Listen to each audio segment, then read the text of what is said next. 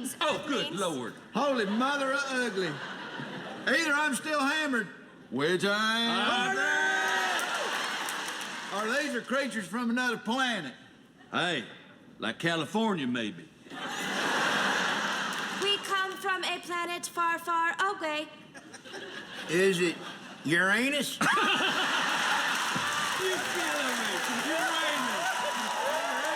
That's Wait. funny. That never gets old. I'm gonna try to communicate with it. This is serious. Uh-oh.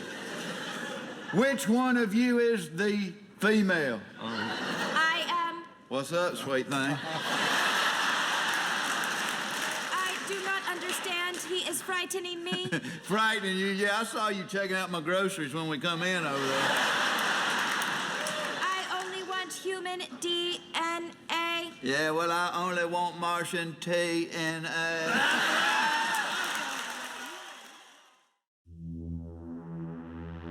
Historically, the accounts of UFO sightings have always existed in the incredulous stories told by the redneck or the crank, who are fairly unreliable weather vanes of truth. But in 2023, the UFO narrative is almost exclusively propagated by our own government, who has infamously been a staunch denier of any such phenomenon. However, almost all new and credible UFO footage is provided by the government itself. And shockingly, the Mexican government recently provided supposed physical proof of an almost 1,000-year-old alien. But is the government really a more credible source of information than the hillbilly or the Fox Mulders of the world? Is the government really above line or manipulating the public's perception? Welcome to Deep State Lore Episode 2. And today we're going to answer those questions by taking a look at one of the first reported UFO abductions ever.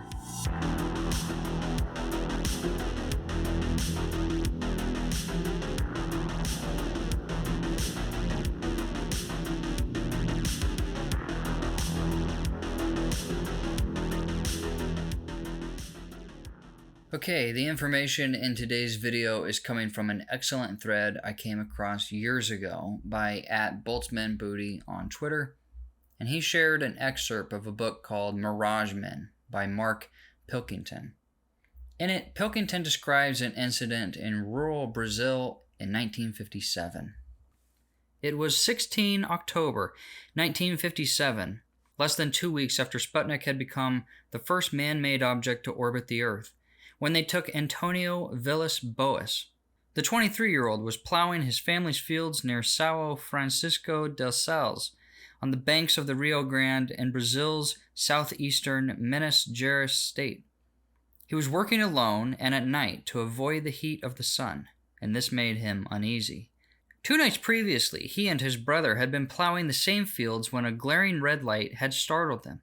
It was bright enough to hurt their eyes and occasionally gave out dazzling blasts, quote, like the setting sun. Every time they tried to approach the light, it would zip away until suddenly it vanished as if, quote, it had been turned out. At 1 a.m. on October 16th, the red light returned, lighting up the tractor and all the ground around, as though it were daylight. Moments later, the object landed about 150 feet from the bank of the Rio Grande.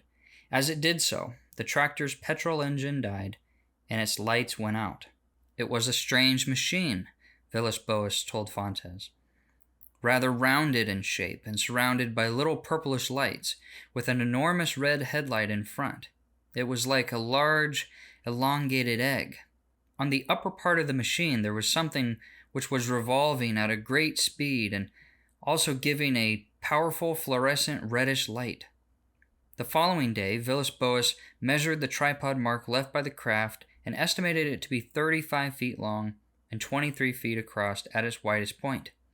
When the flying machine landed, Villas Boas tried to run, but a short, strong individual dressed in strange clothing grabbed him violently. 3 taller beings then emerged and carried him back to their craft, pushing him up a metal ladder, and then through a hatch with a drop-down door. Villas Boas provided a detailed description of the beings' clothing. They wore gray one-piece overalls decorated with black stripes. On their heads were cloth helmets reinforced with thin metal strips including a triangular one on the nose between two lensed eye holes. The tops of the helmets extended almost twice the height of a normal human head, giving the impression of a large forehead, and from these emerged thin silvery tubes that ran into the back of the overalls. The abductors wore stiff, five-fingered gloves, rubber thick-soled boots, and a single round red reflector on their chests, the size of a pineapple slice. It all sounds more than a little sci-fi, like something from a Buck Rogers serial, or indeed, The Day the Earth Stood Still. The interior of the craft also seems to reflect a rather 1950s vision of the future.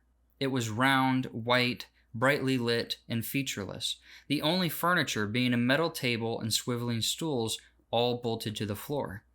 A ring of square fluorescent lights ran around the ceiling.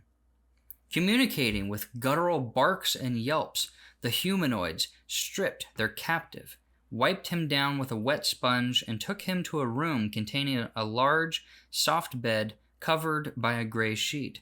Here they placed a device like a cupping glass that draws blood under his chin. Then he was left alone. A gray smoke filled the room, entering from holes in the walls, which left him feeling nauseous, as a short, extremely beautiful, and entirely naked woman approached him in the doorway. She was human, though her features were unusually pointed.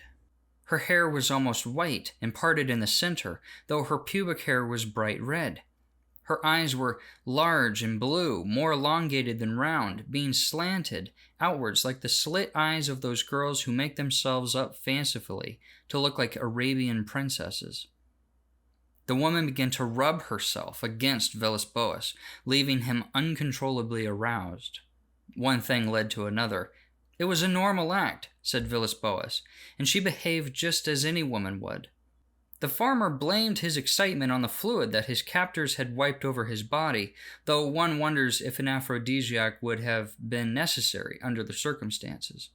When they were finished, the woman smiled, pointed at her stomach and then to the sky, leading Villas-Boas to conclude that she was going to have their hybrid child. Once dressed, he was shown around the craft's exterior, then told it was time to leave. The perplexed and shaken farmer watched as the craft took off with a loud, whining sound. Its lights flashed different colors before settling on a bright red, and the rotating top spun ever faster as it began to lift up slowly from the ground, its three legs telescoping up into its belly. It rose up 100 feet, buzzing loudly, and then, with a sudden jolt, shot into the air like a bullet. The young farmer was deeply impressed. These people really knew their business, he told Dr. Fontes, stating his belief that they were humans, though perhaps from another planet. It was now 5:30 a.m. The incident had lasted about 4 hours. When Villas-Boas tried to start his tractor, he found that it was still dead. The engine's battery wires had been unscrewed, a low-tech but effective means of preventing his escape. He staggered back home, where his sister recalled that he vomited a yellow liquid and had dark bruises on his chin. For the next few weeks, he suffered aches and pains, eye irritation, and multiple small lesions. Okay, we're going to skip forward in the story a little bit. Forgive me if I skip some of these last names because they're kind of hard to pronounce. Until his death in Fairfax, Virginia in 1999, Bosco was an interpreter and translator at the Inter-American Defense College, which educates future leaders of Latin American nations. In 1978, the Yugoslavian immigrant confided in the American UFO researcher Rich Reynolds that, during the 1950s and 1960s, the CIA had deliberately manufactured UFO events all over the world as part of a project called Operation Mirage. What's more is that Bosco, who between 1956 and 1963 had worked for the CIA in Latin America under the Agency for International Development, was himself present at some of these staged events, and one of them was the Villas-Boas abduction. Bosco claimed that in mid-October 1957, he was part of a helicopter team conducting psychological warfare and hallucinogenic drug tests in the Minas Gerais region of Brazil. The team included himself, 2 other CIA employees, a doctor, and 2 naval officers, 1 American and 1 Brazilian, plus a 3-man crew. Various items of electronic equipment were on board, as was a metal cubicle about 5 feet long and 3 feet wide. Bosco was never told what it was for, only that it was used by the military in psychological warfare operations. Initially, the team flew around their base of operations about 150 miles east of São Francisco de Sales, testing the electronic equipment. A few days later, they flew along the Rio Grande and conducted another night sweep. Using heat-sensing cameras, they identified a lone figure on the ground. The helicopter descended to about 200 feet and then released an aerosol sedative. The helicopter landed, and the man ran, pursued by the 3 CIA operatives, who grabbed him and hauled him into the helicopter, banging his chin on the deck as they did so. Bosco makes no mention of what was done to the man while on board, only that after a few hours they left him, still unconscious, next to his tractor. So was this man Antonio Villas-Boas? Elements of Bosco's account do correspond to the farmer's story. For example, the timing, geography, weather conditions, and bruising under the victim's chin. Likewise, many aspects of Villas-Boas's account, his kidnapper's costumes, for instance, sound more human than alien. The aircraft also sounds as if it could have been a helicopter, modified either by his own imagination or by some crafty sci-fi refitting. The unusual number of colored and white lights on the exterior may have given it an extra UFO-like feel, while the rotating dome on its top might have been rotor blades. Countering this, a large helicopter does make a lot of noise, and it would be some years before quiet helicopters were operational in the field. Even late at night in such a remote area, somebody would have surely heard the chopper, an unusual sound in rural Brazil at the time. Other parts of the story also ring true. At the time of the incident, the CIA and the U.S. military were firmly established in Brazil and all over Latin America, keeping close tabs on political developments in the region. Brazil was considered a particularly sensitive nation. Its vast size, considerable natural resources, and proximity to the U.S. made it a ripe target for Soviet expansion. Things would come to a head in 1964 when the CIA participated in a coup to oust the Brazilian president, replacing him with a brutal military junta that held power for the next 2 decades.